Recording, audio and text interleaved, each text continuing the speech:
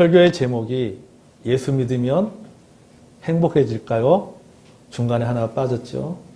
예수 믿으면 정말 행복해질까요? 여러분, 예수 믿으면 정말 행복해집니까? 자신에게 이 질문을 던진 사람이 있습니다. 예수 믿으면 정말 행복해질까요? 이 질문을 던진 사람이 있습니다. 430만 권이라고 하는 책을 판매한 베스트셀러 작가에 오른 연탄길의 작가 이철환 씨입니다.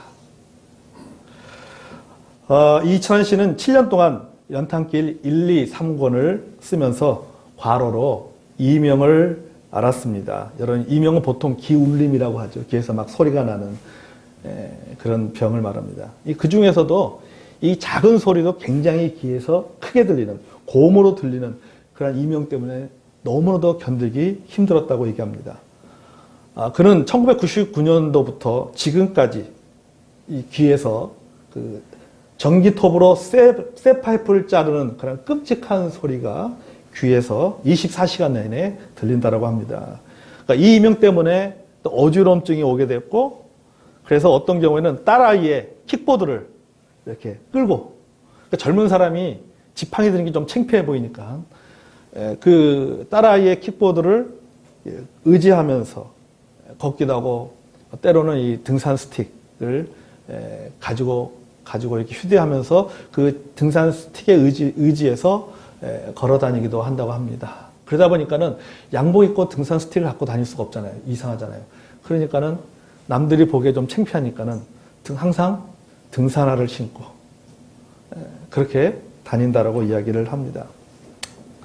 그래서 양쪽 귀에 이명 때문에 항상 이 귀 안에서 여러 어떤 고음으로 인해서 굉장히 힘들어서 차라리 죽어버리는 게 낫겠다. 차라리 죽고 싶다라고 생각한 적이 한두 번 아니라고 이야기를 합니다. 우울증 약을 먹고 또 그 신경 안전제에 의지하면서 하나님, 제발 제 이명증을 좀 고쳐주십시오. 이 병을 좀 고쳐달라고 하나님 앞에 눈물을 흘리면서 기도했지만 아직까지도 이 이명증과 그 다음에 그 어지러움의 고통이 여전하다고 합니다. 아직도 그것에 시달리고 있어요. 교회를 다니는데요. 서울에 있는 이제 교회를 다니는데 예배 시간에 예배당에 앉아있지 못하는 거예요. 왜냐하면 목사님이 설교하면은 이 스피커를 통해서 나오는 소리가 굉장히 너무 힘든 거예요. 견뎌내기 힘들어가지고는 예배당 안에서 예배를 드리지 못하고 밖으로 나가서 예배당 밖에서 밖으로 흘러나오는 그런 목사님의 설교를 어떤 경우에는 화장실에 가서 설교를 듣기도 하고, 어떤 경우는 밖에서, 남들은 다 겨울에 한겨울에 안에서 예배드리는데 본인은 그 바깥에서 로비에서라든지 아니면 좀 떨어진 곳에서 추위에 떨면서 하나님 앞에 예배를 드렸다고 합니다. 그것도 무려 1년 넘도록 그렇게 예배를 드렸다고 합니다. 자, 이렇게 신실하게 주님을 섬기는데 또 이렇게 430만 권이라고 하는 그런 독자를 만들어낸 아주 유명한 베스트셀러 작가인 이 이철환 씨가 과연 그래도 정말 예수 믿으면 행복할까요? 사람들이 질문합니다. 그래도 정말 예수 믿으면 행복할까요? 이 질문에 대해서 이철환 작가는 이렇게 말합니다. 예, 그래도 정말 예수 믿으면 행복합니다. 아멘? 그래서 정말 예수 믿으면 행복합니다. 그는 계속해서 이렇게 고백합니다. 사람들이 물어봅니다. 예수 믿으면 기쁜 일만 있나요? 예수 믿으면 부자가 되나요? 이렇게 사람들이 질문을 합니다. 그래서 이철환 작가는 자기의 솔직한 고백을 하면서 이렇게 얘기합니다. 예수를 통해서 복을 받는다는 것은 단지 내가 하고 있는 일이 잘 풀리는 것만이 아닙니다. 예수를 통해서 복을 받는다는 것은 마음 한쪽에 자리 잡고 있는 예수님에 대한 깊은 의심이 있음에도 불구하고, 내 안에 하나님에 대한 의심이 있음에도 불구하고, 내 안에 예수님에 대한 깊은 의심이 있음에도 불구하고 예수님이 나를 포기하지 않고 여전히 내 손을 잡고 계신다는 것, 돌이킬 수 없을 만큼 타락할 수 있는 내가 그래도 덜 타락할 수 있도록 나를 붙잡고 계시고, 심지어는 돌이킬 수 없을 만큼 타락해서 만신창이가 되었다 할지라도 다시금 나를 돌이켜 예수님께 돌아오면 예수님께서 용서하시고 품어주시는 것. 그것이 바로 예수님을 통해서 복을 받고 있다는 증거입니다. 그렇기 때문에 예수 믿으면 정말 행복합니다. 아멘. 솔직하게 자기의 고백을 한 거예요. 내 안에 의심이 있다는 거죠. 예수님에 대한 의심이 있고 말씀에 대한 의심이 있고 하나님에 대한 깊은 의심이 있지만은 그럼에도 불구하고 내가 하나님 앞에 돌이킬 때에 여전히 하나님은 내 의심조차도 품어주시고 용서해주시고 돌봐주신다는 것. 그래서 예수 믿으면 정말 행복합니다. 여러분 그렇습니다. 이것이 바로 예수 믿는 행복입니다. 아멘? 예수 믿으면 정말 여러분 복 받습니다.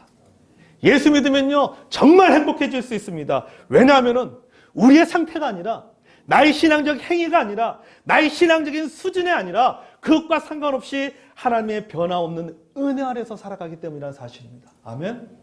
그랬더니 예수 믿으면 정말 행복한 거예요. 왜? 주체가 내가 아니라 누가 주체예요? 하나님이 주체.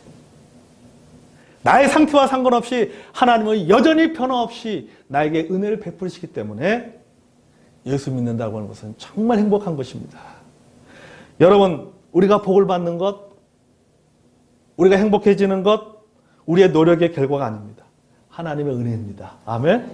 하나님의 선물인 것입니다. 그렇다면 하나님께서 우리에게 베풀어 주신 은혜 중에 은혜, 하나님께서 내게 주신 선물 중에 선물, 우리가 정말 행복할 수밖에 없는 최고의 은혜가 무엇입니까? 그것은 바로 죄사함입니다. 죄사함의 은혜, 복음의 은혜인 것입니다. 죄인임에도 불구하고 의인으로 인정받는 그러한 은혜. 이게 우리가 하나님께로부터 받은 은혜 중에 은혜요, 선물 중에 최고의 선물이라는 사실입니다. 아멘?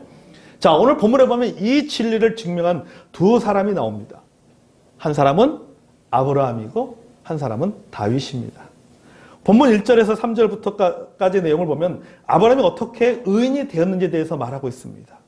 아브라함이 하나님 말씀에 순종하는 의인이 되었습니까? 아닙니다. 3절에 보십시오. 아브라함이 하나님을 믿음에 그것이 그에게 의로 여겨진 바 되었느니라. 이렇게 말씀하고 있어요. 여러분, 아주 여기 중요한 단어가 등장합니다. 바로 여겨진 바 되었다라고 하는 겁니다. 이 로마서 4장 전체를 보면요, 이 여겨진 바 되었다라는 단어가 4절에 나옵니다. 5절에 나옵니다. 6절에 나옵니다. 9절에 나옵니다. 10절에 나옵니다. 11절에 나옵니다. 22절에 나오고 23절에 나오고 24절에 나옵니다. 8절에서는 인정하는 이라는 단어로 표현되어 있습니다. 그러니까 무려 이 4장 그 전체 여겨진 바 되었다라고 하는 단어가 굉장히 많이 그 단어가 등장하고 있는 것을 보게 됩니다. 이 여겨진 바 되었다라는 이 단어의 헬라의 의미는 로기조마이라는 단어입니다. 로기조마이. 우리말 뜻으로 번역하면 자기 계정으로 처리하다, 또 자기 돈으로 지불하다, 이런 뜻이에요. 로기조마이라는 단어가요. 작년에 그 성은이하고요, 우리 명지대 학생들, 쏨 학생들 일부가 내려와가지고는 부산에 자갈치 시장을 갔습니다. 자갈치 시장 가서 회를 먹고 싶은데 돈이 없잖아요. 학생들이 무슨 돈이 있겠습니까? 그래서 제가 조영수 지사님이 그 친구가 하잖아요. 횟집을요. 자갈치장에서. 그래서 전화를 했어요. 거기 가서 그냥 먹어. 그냥 먹으라 그랬어요. 그냥 가서 그냥 먹었어. 그리고 제가 이 조영수 지사님 친구분에게 전화해가지고 제가 했습니다. 제가 돈을 송금할 테니까 아이들 오면 그냥 해 주십시오라고 했어요. 아이들이 먹고 싶은 만큼 해를 주시면은 제가 나중에 송금해 드리겠습니다. 성은이가 이제 횟집에 가서 갔겠죠? 누구의 이름을 달고 먹습니까? 제 이름을 달고 이제 외상을 먹는 거죠. 외상으로 회를 먹었습니다. 자, 돈은 제가 지불했어요. 저희 주머니에서는 돈이 나갔고 성은이의 입으로는 광어가 들어갔습니다. 네. 여러분, 이것이 바로 뭐예요? 로기조마예요. 이게 바로 로기조마예요. 헬라어로. 돈은 제가 지불하고 혜택은 누가 받은 겁니까? 성은이가 받은 거죠. 이게 로기조마예요. 횟집의 사장님은 아이들에게 광어값을 받지 못했지만은 받은 것으로 인정을 했습니다. 안 받았지만 그들로부터 돈을 받은 것으로 인정했습니다. 누가 지불했기 때문에? 돈 많은 아버지가 지불했기 때문에. 돈 많은 아버지가 지불했기 때문에. 인정하는 거예요. 이게 바로 로기조마예요. 로기조마. 인정했다. 여겨진 바 되었다라는 뜻입니다. 하나님께서 아브라함을 의롭게 여기셨다는 말은 아브라함의 삶이 의롭기 때문이 아니에요. 아브라함이 의롭게 사는 것처럼 하나님께서 인정해 주셨다는 말입니다. 아멘? 여러분 보세요. 아브라함의 생애를 창세기에 나오는 아브라함의 생애를 한번 살펴보세요. 그가 믿음의 조상 아브라함을 이렇게 했잖아요. 믿음의 조상 아브라함이요? 아브라함이 믿음의 조상처럼 살았습니까? 창세기 보면요. 안 살았어요.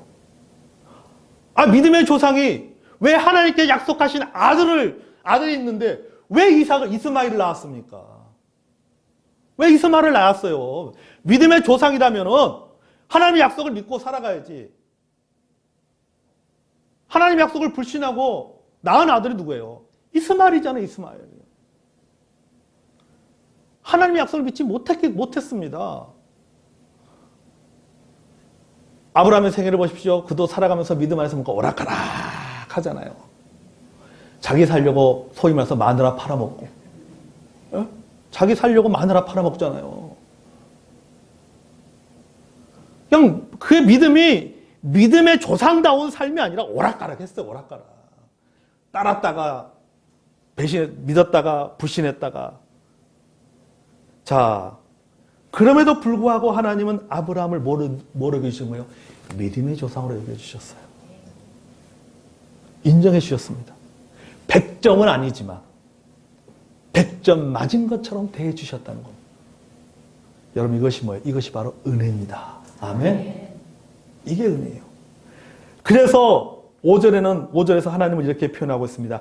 경건치 아니한 자를 의롭다 하신 이. 하나님을 표현하기를 경건치 아니한 자를 의롭다 하신 이가 누구예요? 하나님이라는 거죠. 죄인임에도 불구하고 죄인이라고 인정하지 않고 의인으로 인정해 주는 분이 누구냐? 그분이 바로 하나님이라는 겁니다. 5절이 그걸 얘기하고 있는 거예요. 여러분, 우리 하나님은 경건치 못한 우리들을 의롭다고 여기셨습니다. 아멘? 자, 예를 들어서 여러분 보세요. 아르바이트 학생이 1시간밖에 일하지 않았습니다. 올해 기준으로 따지면 최저 시급 7,350원을 받아야 되는 거예요. 7,350원입니다. 그런데 일을 1시간밖에 일을 하지 않았음에도 불구하고 8시간을 일한 것처럼 여겨주고는 5,880원을 주었습니다. 58,800원. 58,800원을 줬어요. 거기에 정신값 10,000원. 택시비 20,000원. 거기에 좀 그 잔도까지 더 붙여서 1,200원을 보태서 90,000원을 주었습니다. 여러분, 이것은 일에 대한 보수입니까? 은혜입니까? 은혜지요. 1시간밖에 일하지 않았는데 8시간 일한 것처럼 보수를 쳐줬습니다. 택시비도 줬어요. 정신값도 줬어요. 나머지 소위 말해서 꽉 채워주기 위해서 1,200원까지 더 채워서 딱 90,000원에 맞춰줬어요. 여러분이 만약에 아르바이트생이라면, 제가 만약에 아르바이트생이라면 1시간밖에 일하지 않았는데 90,000원을 딱 받았습니다. 여러분 어떤 기분이 들 것 같습니까? 아싸 호랑나비 그렇지. 안 그래요? 얼마나 기분이 좋습니까? 1시간 일하고 90,000원 벌었으니 행복하잖아요. 여러분, 하나님이 바로 이런 분이십니다. 아멘. 하나님은 우리의 행위로 우리를 구원하신 것이 아니에요. 우리가 제사함 받은 것, 우리가 의인된 것은 하나님의 은혜입니다. 그래서 보수가 아니라 뭐라고 말하고 있습니까? 선물이다라고 얘기하는 거예요. 그렇기 때문에 우리는 행복한 사람입니다. 아멘. 행복하잖아요. 1시간밖에 일하지 않는데 90,000원 받으면 얼마나 행복합니까? 그거 가지고 뭐 하겠어요? 90,000원 가지고. 전화하겠죠. 예? 막 여기저기 전화할 거란 말이죠. 나 1시간밖에 일하지 않았는데 사장님이 9만 원을 줬어. 그날 얼마나 기분이 좋겠습니까? 그래서 여러분, 예수 믿으면요. 그래서 정말 행복해질 수밖에 없다는 겁니다. 아멘. 왜? 하나님의 은혜이기 때문에. 하나님의 선물이기 때문에. 다윗은 이것을 어떻게 표현합니까? 행복으로 표현하고 있어요. 행복. 성경에는 복이라고 나와 있죠. 복이 뭡니까? 행복이죠. 자, 7절, 8절 보겠습니다. 다윗이 이렇게 고백합니다. 불법이 사함을 받고 죄가 가려짐을 받은 사람은 복이 있고 주께서 그 죄를 인정하지 아니할 사람은 복이 있도다 함과 같으니라. 자, 여기서 주목해야 될 세 개의 단어가 있습니다. 불법, 죄, 죄입니다. 불법, 죄, 죄. 자, 지금 다윗이, 지금 그 7절과 8절에 다윗이 한 이야기를 지금 바울이 지금 구약 성경을, 구약에서 바울이 했던 이야기를 인용을 해서 지금 이야기를 하고 있는 건데, 이 어떤 내용이냐면요. 시편 32편에 나오는 말씀이에요. 시편 32편에 다윗이 했던 그 고백을 바울이 인용을 해가지고 지금 이야기를 하고 있는 겁니다. 하나님의 은혜에 대해서 설명을 하고 있는 거예요. 자, 그러면은 여기 7절, 8절 나와 있는 아까 말한 불법, 죄라고 하는 이 단어의 히브리어 원문을 보면요. 모두 다르게 표현되어 있습니다. 우리말 성경에는 불법, 죄라고 했지만은 원어에 보면요. 다르게 표현되어 있어요. 첫 번째 불법에 해당하는 히브리어 단어는 페사라고 하는 단어입니다. 페사. 자, 이 페사라는 단어는 무슨 뜻을 갖고 있냐면 현행법을 위반한 죄를 말할 때 페사라고 합니다. 그러니까 불법은 뭐예요? 현행법을 위반한 것이 불법이다라고 하는 것이죠. 자, 두 번째 죄에 해당하는 히브리어 단어는 하타이라고 하는 단어입니다. 이 하타이라는 단어는 무슨 뜻이냐면 본질적인 죄성을 표현하는 단어입니다. 그러니까 죄로 물들어있는 우리의 바탕을 말합니다. 우리가 소위 말해서 죄성이라고 하는 거죠. 죄성. 우리가 가지고 있는 죄의 본성. 본래적으로 가지고 있는 죄의 본성을 히브리어 단어에서는 하타이라고 표현하고 있습니다. 우리말 성경에는 죄라고 표현을 하고 있고, 세 번째 죄에 해당되는 히브리어 단어는 아본이라고 하는 단어입니다. 본질적인 죄로부터 파생된 죄를 표현하는 단어입니다. 그것이 바로 죄예요. 그러니까 불법과 죄와 죄는 다른 거죠. 7절, 8절 나와 있는 불법은 현행법을 말하는 것이고, 그 다음에 나오는 죄는 뭡니까? 우리의 죄성, 우리가 가지고 있는 본성적인 죄성을 말하는 것이고, 세 번째 죄는 뭘 말하는 거예요? 그 죄성에서부터 나온 죄의 열매를 말하는 겁니다. 그걸 죄라고 표현하고 있다라고 하는 것이죠. 자, 그러면 다윗의 죄를 한번 예를 들어 설명을 해보겠습니다. 시편 32편에 보면 어떤 내용입니까? 시편 32편에 보면 다윗이 우리아의 아내 밧세밧을 취하고 난 다음에 나단 선자에서 지적을 받고 그것에 대해서 하나님 앞에 해결을 합니다. 하나님, 제가 잘못했습니다. 하나님 앞에 해결하고 하나님부터 그 죄에 대한 용서를 받으면서 그것을 고백한 내용이 바로 시편 32편의 말씀입니다. 그리고 그 시편 32편의 말씀을 신약 로마서에 와서 바울이 인용을 하고 있는 겁니다. 그러면은 다윗이 고백하는 것은 어떤 내용인가라고 하는 것이죠. 다윗의 죄를 예를 들어 설명해 보면은 여기 하타이로 번역되어 있는 죄, 다시 말해서 이 다윗의 그 죄성을 말하는 것입니다. 하타이라고 하는 거는요. 자, 아본으로 번역된 죄는 뭡니까? 죄성으로 말미암아 우리아의 아내를 마음으로 탐하는 죄입니다. 불법은 마음으로 탐하였던 우리의 아내를 자신의 권력을 사용해서 동침한 것입니다. 자, 그 예를 읽어요. 여러분, 다윗이 어떻게 우리의 아내를 우리 아내 밧세바서 자기의 그 아내로 취하게 되었습니까? 먼저 다윗에게서 뭐가 있습니까? 하타이라고 하는 죄의 본성이 있어요. 우리 모두가 죄의 본성이 있잖아요. 죄의 본성을 가지고 있는 다윗이 성벽을 딱 걸어다니다 보니까는 눈에 확 들어온 게 있었어요. 뭘 봤습니까? 우리 아내 밧세바가 목욕하는 것을 보았습니다. 보면 안 돼 하면서도 죄성 때문에 눈이 자꾸 돌아가는 거죠. 이렇게 된 거겠죠, 그죠? 네. 자, 이 죄성이 어떻게 표현할까? 보니까는 뭡니까? 탐하고 싶은 마음이 생긴 거죠. 탐하고 싶은 마음. 이게 뭡니까? 이게 바로 아본이라고 하는 단어죠. 탐하고 싶은 마음. 자, 그 다음에 어떻게 합니까? 자기의 권력을 사용해서 그 여자를 자기의 아내로 만듭니다. 그리고 그 여자의 남편인 우리아는 전쟁터에서 죽게 만들었습니다. 뭘 범한 거예요? 불법을 행한 겁니다. 현행법을 행한 겁니다. 요새로 말하면 뭡니까? 위계로 인한 강간이죠. 위계로 인한 강간죄를 저지른 겁니다. 그런데 하나님께 이 같은 죄를 몽땅 용서해 주었어요. 다윗의 죄를. 아니, 우리의 상식으로 이해할 수 있어요? 이게 우리의 상식으로 이해가 됩니까? 요새 미투 운동으로 사회가 시끄럽잖아요. 뭐 5년 전에 했던 거, 10년 전에 했던 거, 15년 전에 했던 것들 막 나옵니다. 다 나옵니다. 그런데 성폭행한 당사자를 용서해 준다는 것이 여러분 말이 됩니까? 이게 상식적으로 말이 되냐는 거죠.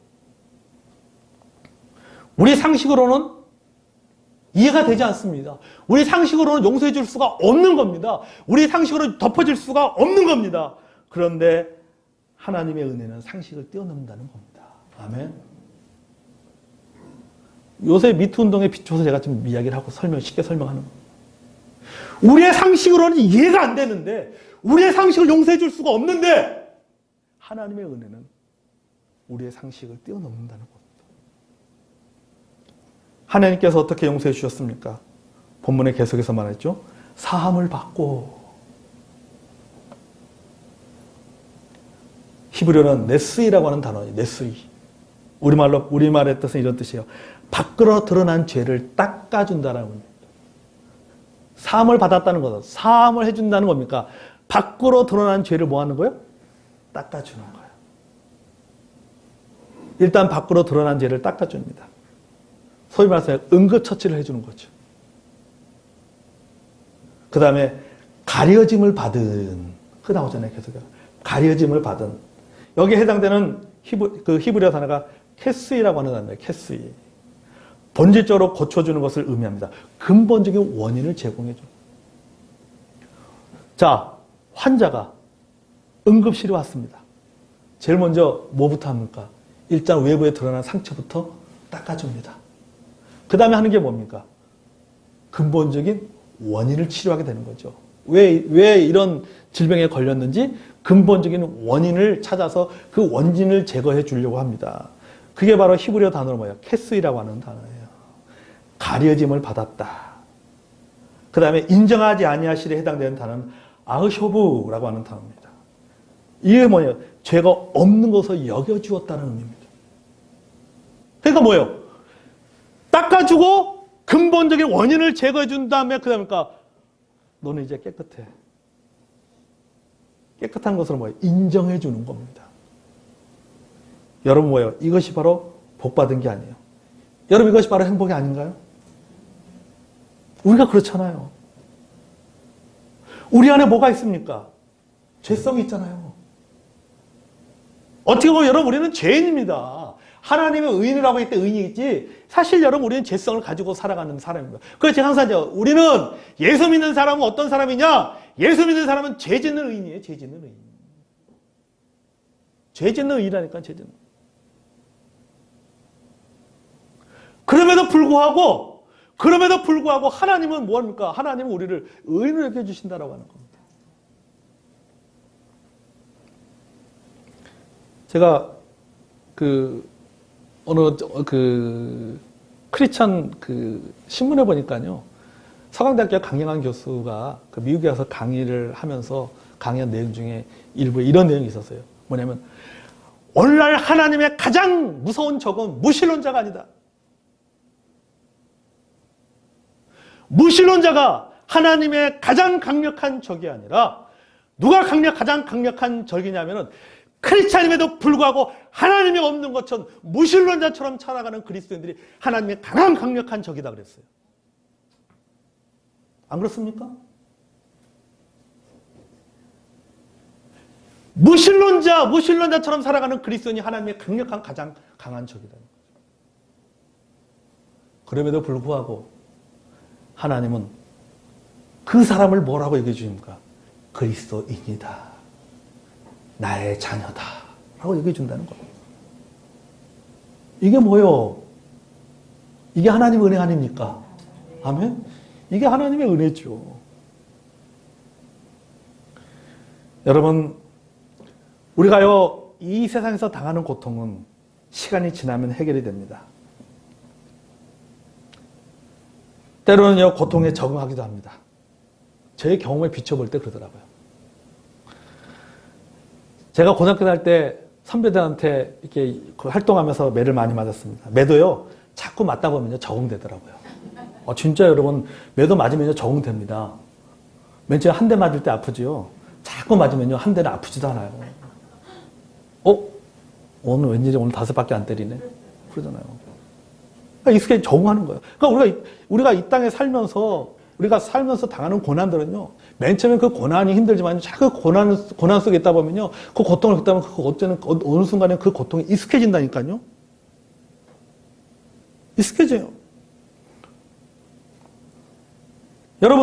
근데 여러분, 지옥에서 당하는 고통은 다릅니다. 처음부터 영혼까지 고통이에요. 이 세상 살면서 당하는 고난에서 느끼는 그 고통은 시간이 지나면 견뎌낼 수 있고 거기에 익숙해지지만은, 그 고난이 익숙해지지만은, 여러분, 우리가 죽고 난 다음에 지옥에서 당하는 고난은 처음부터 영혼까지 보다 고통이라는 겁니다. 적응이 안 되는 고통이에요. 적응이 안 되는 고통.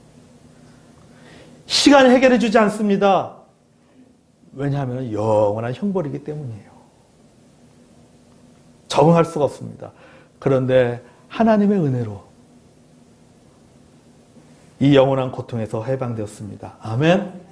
장차 미래에 내게 닥칠 수 있는 불행이 해결됐다는 겁니다.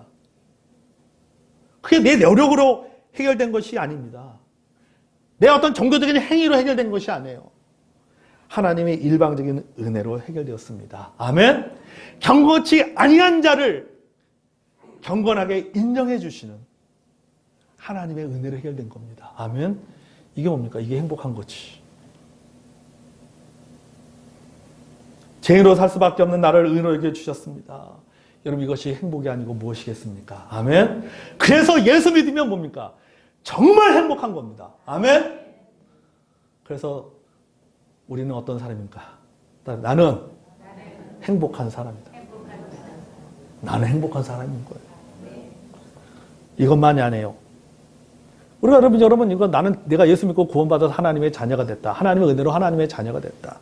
그래, 나에겐 지옥에 고통이 없다. 그거는 죽고 난 다음에 내가 경험하는 이야기고. 죽고 난 다음에, 그래, 저 세상 갔을 때, 하늘나라에 갔을 때 우리가 경험하는 것이고, 그것뿐만이 아니라, 여러분과 정말 예수 믿으면 행복한 것은요, 이 현실에서 우리가 살 때도요, 정말 예수 믿으면 행복하게 살 수가 있습니다. 아멘. 고린도서 4장 16절 18절 말씀 볼까요? 고린도서 4장 16절에서 18절. 지난주 우리 새벽기도 말씀 중에 한 본문이죠. 고린도서 4장 16절에서 18절. 자, 바울이 이렇게 고백합니다. 그러므로 우리가 낙심하지 않으니 우리의 겉사람은 낡아지나 우리의 속사람은 날로 새로워진다. 우리의 겉사람은 낡아지나니, 현실입니다. 나이가 들면은 육체가 낡아질 수밖에 없습니다. 여기저기 쑤시고 힘도 떨어집니다. 마음은 이삭인데 몸이 아브라함이 됩니다. 이제는 옛날 같지 않습니다. 이것이 현실이에요. 제가 가끔 우리 아이들 성은이하고요, 힘 자랑을 서로 밀어내기를 합니다. 옛날에는 제가 당연히 성은이를 밀었죠. 요새는 밀립니다. 손을 또 맞잡고 서로 막 힘을 서로 밀어봅니다. 제가요, 밀려요. 요새는. 밀립니다. 어쩔 수 없어요. 이게 현실 아닙니까? 그러니까, 옛날 같지 않구나. 생각하는 것이 옛날 같지 않고, 몸이 옛날 같지 않고, 그러다 보면 뭐합니까? 사람이 낙심이 되는 거죠. 낙심. 마음은 청춘인데, 원함은 청춘이지만, 몸은 청춘이 아닌 거죠.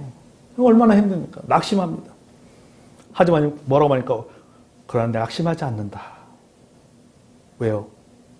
내 세월 앞에 내 육신은 낡아지고 힘은 떨어지지만은 내가 낙심하지 않는 이유가 있어요.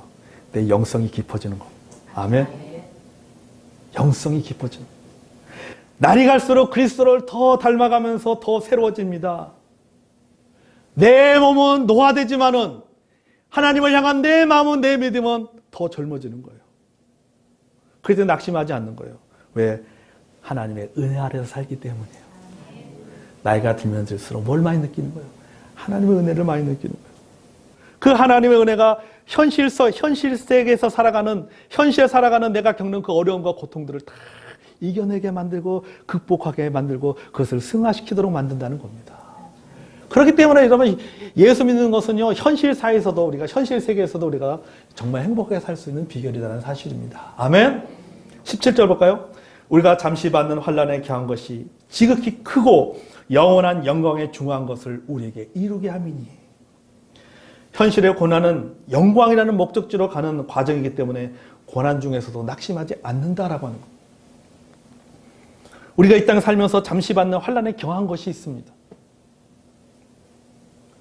육신의 질병일 수도 있고, 경제적인 어려움일 수도 있고, 사람들로부터 받는 상처일 수도 있고, 여러 가지 생각하지 못했던 어려움들을 우리가 살면서 겪게 됩니다. 그런데 그 어려움들을 겪지만은 그것은 해서요, 내가 낙심하지 않는다라고 하는 것입니다. 왜 낙심하지 않느냐? 지극히 크고 영원한 영광에 중요한 것을 우리에게 이루게 함이니. 그 모든 것들은, 그 모든 고난들은 뭡니까? 과정이라는 것입니다. 무엇을 위한 과정인가? 영원한 영광을 만들어내기 위한 지나가는 과정이다라고 하는 거죠. 그랬더니 현실적인 이 고난과 어려움도 나는 견뎌낼 수가 있다는 것입니다. 신학자 몰트만이 이런 얘기했어요. 신앙은 생명의 정오 안에 세워지는 것이 아니라 밤과 낮, 사라지는 것과 다가오는 것이 서로 투쟁하는 새로운 나라의 여명 안에 세워진다. 무지 어렵죠. 원래 신학자들은 쉬운 말로 참 어렵게 합니다. 이 말이 무슨 말이냐면, 신앙이라고 하는 것은 오직 기쁜 모습으로만, 오직 희망찬 모습으로만, 오직 우리가 원하는 모습으로는 오지 않는 것을 의미한다는 거죠. 신앙생활은. 우리가 신앙생활하는 때는 항상 기쁘게 원합니다. 항상 행복하게 원합니다. 항상 좋은 일이 있기를 원합니다. 하지만 우리야 항상 좋은 일만 있는 것은 아니다. 항상 희망만 있는 것이 아니다. 항상 기쁨만 있는 것이 아니다. 라는 것입니다. 그럼 뭐냐? 기쁨과 슬픔이 오가면서, 희망과 절망이 오가면서, 행복과 불행이 오가면서, 구원과 응답이 오가면서, 고난과 영광이 오가면서, 희망과 절망이 오가면서, 포기와 도전이 오가면서 우리의 믿음이, 우리의 신앙이 세워진다는 겁니다. 아멘. 우리가 포기하고 도전하는 과정에서 우리의 믿음이 세워지는 것이고, 우리가 절망 가운데, 절망 속에서 희망을 가지는 그 과정 속에서 우리의 믿음이 세워지는 것이고, 슬픔 속에서 다시 기쁨을 회복해 나가는 그 과정 속에서 뭡니까? 우리의 믿음이 세워진다라고 하는 겁니다. 그러니까 우리가 현실사에서 겪게 되는 그런 모든 어려움들, 그것도 뭡니까? 예수 믿으면 뭐 하게 된다? 해결된다는 겁니다. 아멘. 행복해질 수 있다는 겁니다. 그래서 현실 세계에서도 정말 예수 믿으면 행복하게 살 수가 있습니다. 아멘. 여러분 한번 그렇게 생각해 보세요. 진짜 여러분, 만약에 여러분 예수 믿고 구원받고 예수 믿으면 정말 행복해진다라고 하는 그 믿음이, 그거지 죽고 난 다음에 천국에 가서 보장되어져 있는 행복이라고 하면요, 사실 여러분 이 세상 살면서 우리가 견디기 힘듭니다. 안 그랬습니까? 일단 내가 몸으로 겪고 있는, 현실에서 내가 몸으로 겪고 있는 어려움이 있잖아요. 마음으로 겪고 있는 고통이 있단 말이죠. 그게 있어요. 우리 인간은 얼마나 여러분, 우리가 한계가 있지 않습니까? 우리는 당장 어떤 문제가 해결되기 원하고, 당장 어떤 고통에서 해결되기 원하는 그런 마음이 있습니다. 지금 당장, 바로 지금 여기서 행복하게 원하는 그런 마음이 또 있습니다. 예수 믿으면은 그렇게 된다는 겁니다. 아멘. 자, 여러분 보십시오. 그 다음에 18절. 우리가 주목하는 것은 보이는 것이 아니요 보이지 않는 것이니, 보이는 것은 잠깐이요 보이지 않는 것은 영원합니다. 아멘. 우리의 인생이 여기서 끝나는 인생이 아니다는 겁니다. 우리에게는 뭡니까? 영원한 천국이 있습니다. 아멘. 이 땅에서 삶은 잠깐입니다. 천국에서는 영원히 살게 되는 거예요. 그래서 고린도후서 5장에 보면 뭐라고 말하고 있습니까? 이 땅에서 우리의 삶을 뭡니까? 장막에서 사는 거다라고 표현하잖아요. 천국에서 사는 것을 영원한 집에서 사는 거라고 표현하고 있습니다. 여러분, 왜 우리에게 이게 가능합니까? 하나님의 은혜가 있기 때문에 가능하다는 사실입니다. 아멘. 사랑하는 성도 여러분, 예수 믿으면 정말 행복할까요? 네, 여러분 행복합니다. 아멘. 이 땅에서도 행복하고 천국에서도 영원히 행복할 수가 있다는 사실입니다. 아멘. 자, 여러분이 이 땅에 살면서 내가 이 땅에 살면서 가장 잘한 일이 뭐냐? 가장 잘한 일은 예수 믿는 일입니다. 아멘. 기도하겠습니다.